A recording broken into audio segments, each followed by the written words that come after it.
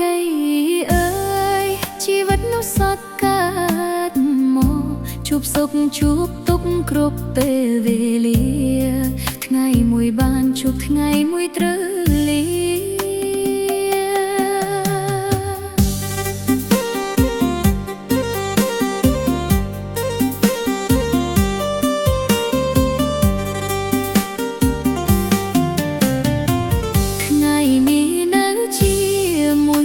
មិនដឹងថាអ្នកណាទៅណា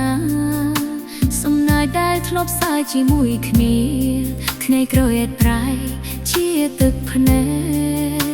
អ្វីដែលខំរក្សាយ៉ាងធ្នមក៏អាចរបាត់ក្នុងពេលមិននឹកស្មានទ្រព្យសម្បត្តិឈ្មោះល្បីប៉ុន្មានក៏មិនអាចទិញពេលវេលាវិញបានកុំសោកព្រៃមេវពេលជួប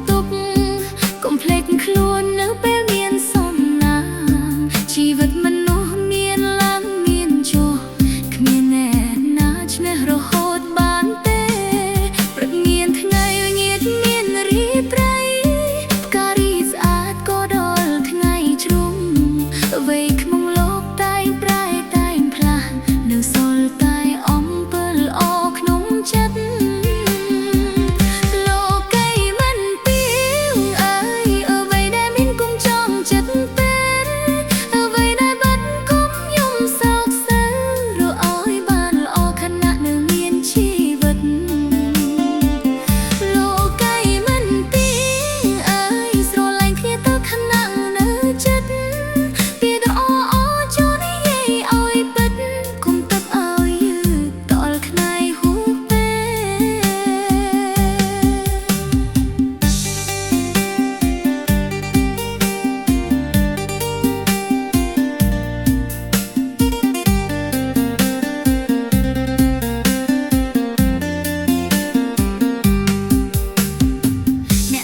ថ្ងៃ